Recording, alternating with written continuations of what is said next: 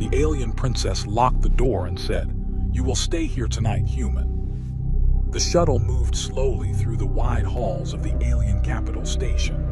Its metal body reflected strange lights of blue and silver that floated like calm stars inside the station walls. Elias Ward sat quietly in his seat, hands resting on his knees, eyes watching everything with careful interest. He was human, and he knew that alone made him different here. This station belonged to the Velari Empire, one of the oldest and most powerful civilizations in known space. Their cities were not loud or crowded. Everything felt controlled, measured, and planned long before it happened. Elias had read many reports about them, but standing here was different. Reports could not explain the feeling of being watched without seeing eyes. The shuttle stopped without a sound. The door opened, and the air outside felt cooler. A group of Velari guards stood waiting. They were tall, with smooth armor that looked grown instead of built. Their faces were calm, almost unreadable. No weapons were raised, but Elias knew they did not need to show force. Their power was already clear. He stood and stepped out. Waiting ahead was Princess Celira. She was not what Elias had expected. He thought royalty would wear bright symbols or heavy decorations.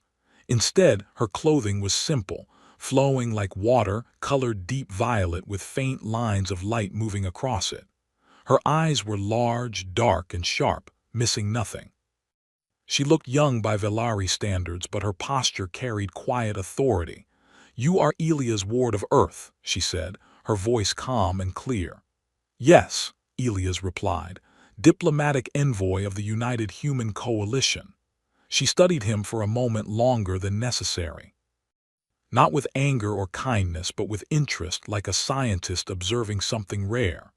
"You will follow me," she said. Elias nodded and walked beside her. The guard stayed back, letting the two move alone through long corridors. The walls shifted slowly, changing shape and color as they passed. Elias noticed how the station reacted to movement as if it was alive. "You are not afraid," Celira said suddenly. Elias thought before answering. "I am careful," he said. "Fear does not help me think." That earned a slight pause in her steps, just for a moment. They arrived at a large door that opened without a sound. Inside was a chamber unlike any Elias had seen before. The room was wide and circular. The floor was smooth and dark, reflecting light from above. The walls were tall, curved, and covered with faint symbols that moved slowly, like they were breathing. There was no furniture except a single flat platform in the center. "This is a secure observation chamber," Celira said.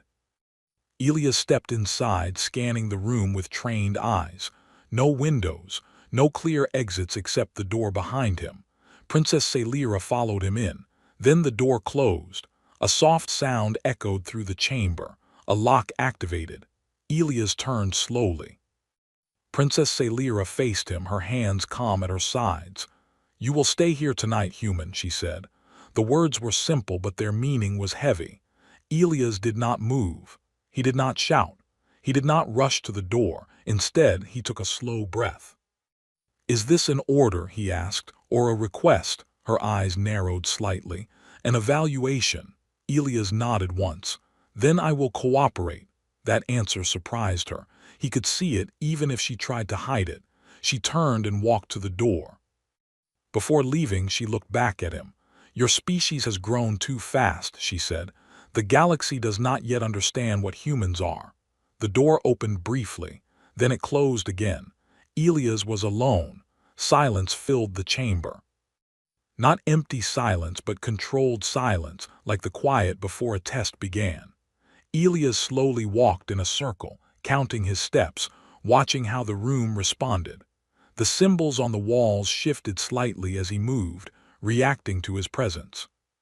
He suspected sensors everywhere, watching every breath, every small movement. He spoke aloud, knowing he was being heard. "If this is a test," he said calmly, "then hiding information would be pointless." No response came. He sat down on the platform in the center of the room. The surface adjusted instantly, forming to his shape. comfortable but not soft, designed to keep someone awake and aware. Elias smiled faintly. "Clever," he muttered. Hours passed slowly. The lighting changed in small cycles, imitating time but not revealing how much had passed. Elias stayed alert. He focused on his breathing, on the patterns of the lights, on the small changes in gravity that came and went without warning. At one point, the floor tilted slightly. Elias shifted his weight without panic. At another moment, a low sound filled the chamber, deep and distant. Elias closed his eyes and listened carefully. He did not react emotionally. He analyzed. They are measuring stress response, he realized. The Velari believed fear showed truth. That pressure revealed intent. They did not understand humans. Elias remembered training on Earth, long nights in sealed rooms, simulated isolation, psychological endurance tests designed not to break the mind but to strengthen it. Humans had lived on a dangerous world. Storms, darkness, uncertainty, and silence were familiar companions. The chamber grew colder. Elias stood and stretched slowly. "You know," he said, speaking to unseen observers, "humans learned something important very early." Still no response. "We learned that control is not always strength. Sometimes strength is staying calm when control is taken away." Somewhere beyond the walls, Princess Celira watched. She stood in a hidden observation room with scientists and advisors. Screens showed Elias from every angle. His heart rate was steady, his breathing slow, his expressions thoughtful, not fearful. "This is not expected," one advisor said. "He should be showing stress markers." "He is," another replied, "but not the ones we recognize." Celira said nothing. Her eyes stayed fixed on the human.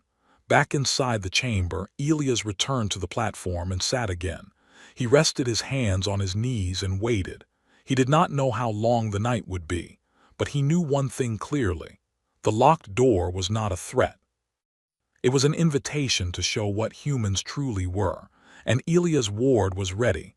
A soft vibration moved through the floor, gentle at first, like a distant engine waking up. Elias Ward felt it through his boots and adjusted his stance. He did not rush. He watched. The lights above dimmed slowly, changing from white to a deep blue that made the walls look endless. The air pressure shifted. Elias took a slow breath and let it out calmly. "So," he said quietly, "this is the next step." The temperature dropped again, not enough to hurt, but enough to be uncomfortable. Elias rubbed his hands together once, then stopped. He knew every movement was being measured. Panic would give them what they wanted. Calm would give him control. The symbols on the walls began to move faster. They formed shapes that looked almost familiar, but not quite. Elias recognized the pattern. The Velari were trying to confuse the mind, make it search for meaning where there was none.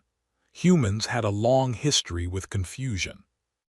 Elias walked toward the wall and placed his hand near it without touching. The surface reacted instantly, glowing brighter. "Sensitive system," he said, "very advanced." The gravity shifted again, this time stronger. Elias staggered one step, then adjusted his posture. He widened his stance and bent his knees slightly, the same way he had learned during zero-gravity training. His heart beat faster, but his mind stayed steady. Somewhere beyond the chamber, Princess Celira leaned closer to the observation display. "He adapts too quickly," one scientist said.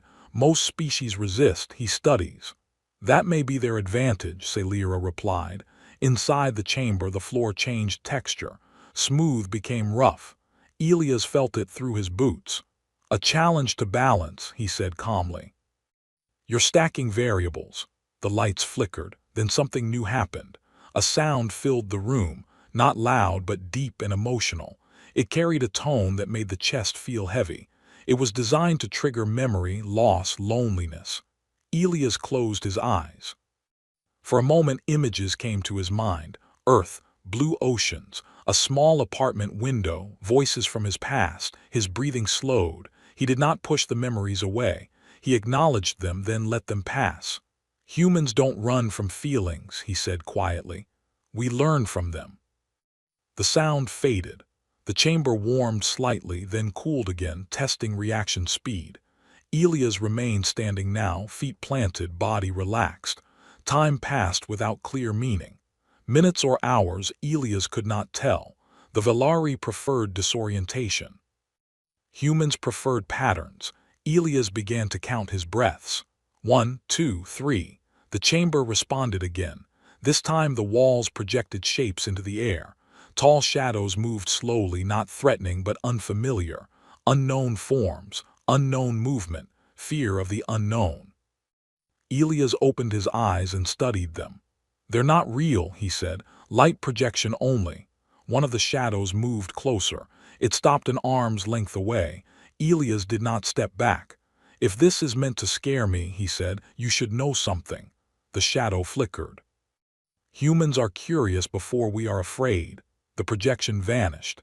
In the observation room, silence followed. "That was a fear construct," an advisor said. "It works on most species." Celira folded her hands slowly. "Humans are not most species." Back inside, the chamber finally stopped changing. The lights stabilized. The temperature evened out. The floor became smooth again. Elias felt the test pause. He sat down on the central platform, resting his arms loosely on his legs. His body was tired, but his mind remained alert. He looked up, knowing he was being watched. "You're trying to decide what we are," he said. No response. "So let me help." He stood again. "Humans did not leave their world because it was easy," Elias continued. "We left because staying still was more dangerous. We learned early that survival is not about strength alone. It's about learning faster than the danger." The lights dimmed slightly, like the chamber was listening. "We fight when we must," Elias said, "but we think first. We cooperate, we adapt, and when you lock us in a room, we don't see a cage." He placed his hand on the platform. "We see time." In the observation room, Celira's eyes did not leave the screen. "He speaks as if he knows us," a scientist whispered. "He knows himself," Celira replied. "That may be more dangerous." The chamber shifted again, but this time gently. The lighting softened. The system was no longer testing fear. It was testing honesty. A soft tone echoed. A question formed in simple symbols across the wall, translated instantly into human language. "Why should the Empire trust humans?" Elias read the words carefully. He did not answer right away. Trust was not built with quick words. Finally, he spoke. "You shouldn't trust us because we are perfect," he said. "You should trust us because we are not." The symbols shifted. "We make mistakes," Elias continued, "but we learn from them. We fail, but we adjust. And when we promise something, we understand the cost of breaking that promise." He took a breath. "We know what it means to be afraid of the future." The question faded. The chamber grew quiet again. Elias returned to the platform and sat, this time allowing his eyes to close for a few seconds. He rested but did not sleep. He knew the night was not over. Princess Celira finally turned away from the screen. "Prepare the final phase," she said. The advisors hesitated. "The human has not broken," one said. "Pushing further may reveal more." "Or it may reveal nothing new," Celira replied. "The final phase is not pressure." She looked back at the display. "It is truth." Inside the chamber, Elias felt the air change once more. The door did not open, but something shifted inside the room itself. A presence, not physical, not threatening, watching more closely now. Elias opened his eyes. He smiled slightly. "Good," he said softly. "Now we're talking." The locked door remained closed. But the distance between human and alien had grown smaller, and the real test had just begun. The chamber lights slowly changed, not to test, but to welcome. The deep blue glow softened into a calm white. The air felt warmer, easier to breathe. Elias Ward noticed the difference at once. This was no longer a machine running a program. Someone had taken control. A quiet sound echoed through the room, and the symbols on the wall faded away. Then the door opened. Princess Celira stepped inside alone. She moved with calm purpose, her long steps smooth and silent. The door closed behind her, but this time the sound of the lock was absent. Elias noticed that too. "You have passed the endurance phase," she said. Elias stood slowly and faced her. "I assumed there was more." "There is," Celira replied, "but it no longer belongs to machines." She studied him carefully. Up close, Elias could see faint lines of light moving beneath her skin, reacting to her emotions. The Velari tried to hide their feelings, but their bodies spoke quietly. "You could have ended this sooner," Elias said. "I know you were watching." "Yes," she said, "and you could have acted afraid or angry or demanded release." "But that would have told you nothing useful," Elias replied. Celira paused. "That answer," she said, "is why you are still here." She walked slowly around the chamber, her eyes scanning the walls. "Our empire has lasted for thousands of cycles," she said. "We achieved stability by control. Every species we encountered was measured, limited, and placed where it could cause no harm." Elias listened carefully. "Humans do not fit," Celira continued. "You expand without permission, you adapt without guidance, and you question systems that others accept." Elias nodded. "That's fair." Her eyes narrowed slightly. "You are not offended." "No," Elias said. "You're describing us accurately." That surprised her. "You see," Elias added, "humans don't fear being misunderstood, we fear being ignored." Celira stopped walking and faced him directly. "This chamber was designed to reveal weakness," she said. "It failed." Elias smiled faintly. "It revealed something." She tilted her head. "What?" "That you're afraid," Elias said calmly. The room felt still. Celira did not deny it. "Our empire has watched many civilizations rise," she said. "Most burn bright and fall fast. Humans are different. You rise through hardship." Elias stepped closer but kept a respectful distance. "Earth was not kind to us," he said. "We learned to solve problems because we had no choice. And now you bring those skills to the stars," Celira said. "Yes," Elias replied. "Not to rule, to survive." Silence followed. Celira raised her hand and a small field of light formed between them. Images appeared inside it. Human cities, ships traveling through deep space, colonies on harsh worlds. "You build where others would not," she said. "You stay where others leave." Elias watched the images with quiet pride. "We don't give up easily," he said. The images shifted. Now they showed Velari worlds, perfect balance, controlled skies, silent cities. "Our people fear change," Celira admitted, "because change once destroyed us." Elias looked at her with understanding. "Then you understand us more than you think," he said. "Because we were destroyed many times and we kept going." She lowered her hand. The images vanished. "This final phase," Celira said, "is not about fear, it is about truth." She looked directly into his eyes. "If the Empire allows humans to grow unchecked," she said, "will you threaten our stability?" Elias did not answer quickly. He considered the question carefully. "We will challenge it," he said honestly, "but not with weapons." Celira waited. "We challenge systems by improving them," Elias continued, "by asking why things are done a certain way, by showing alternatives." "That is still dangerous," she said. "Yes," Elias agreed. "Progress always is." Celira looked away for a moment. When she looked back, her expression was thoughtful, not cold. "You speak as if conflict is unavoidable," she said. "No," Elias replied. "I speak as if growth is." The chamber lights brightened slightly. "The Empire fears chaos," Celira said. "Humans fear stagnation," Elias replied. Another pause. Celira walked toward the door, then stopped. "There is one more question," she said, "and your answer will decide how history remembers this night." Elias straightened. "If humans are given power," she asked, "what will you do with it?" Elias thought of Earth, of crowded cities and quiet forests, of people arguing, dreaming, building. "We will share it," he said, "because power kept alone always turns inward." Celira studied his face. She searched for deception. She found none. "You believe that," she said. "Yes," Elias replied, Because we learned the cost of not doing so. The chamber became silent again. Finally, Celira nodded. This test was designed to trap you, she said. Instead, you used it to speak. She turned toward the door. You will remain here a little longer, she added. Elias did not react. But not as a subject, she continued. As a guest. The door opened. Before leaving, Celira paused and looked back. You have changed my understanding of humanity, she said, and that is not a small thing. Elias smiled slightly. You gave me the time to do so. She left. The door closed, but this time Elias heard no lock. He sat down on the platform and let out a slow breath. The chamber no longer felt like a cage. It felt like a bridge.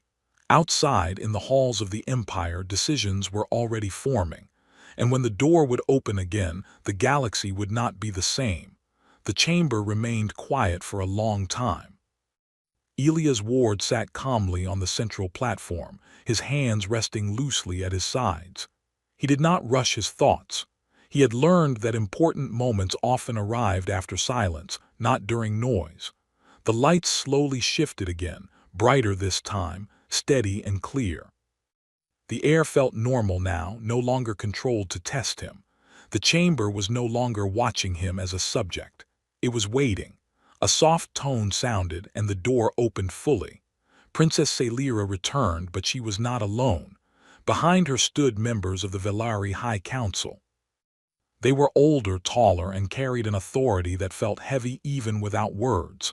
Their clothing showed rank through faint light patterns, each one different. Elias stood and faced them respectfully. You may speak freely, Celira said. Nothing here is hidden. Elias nodded. Then I will be honest. One of the council members stepped forward. His voice was deep and measured. Human Elias Ward, he said, you were placed in this chamber to determine whether your kind is a danger to galactic balance. I understand, Elias replied. You were isolated, the counselor continued. Tested, observed. Yes, Elias said, and given time. The counselor tilted his head slightly. Most see isolation as punishment. Humans see it as a chance to think, Elias replied. A low murmur moved through the council. Princess Celira raised her hand gently and silence returned. You have heard our concerns, she said to Elias. Now hear our decision. Elias waited. The Velari Empire does not fear your strength, Celira said. We fear your speed of change. But after this night, we understand something important. She took a step forward. Humans do not grow to dominate, she said. You grow to survive, and in doing so, you help others survive as well. Elias felt a quiet relief, but he did not show it. The counselor spoke again. We will not restrict humanity's expansion. Elias looked up, surprised.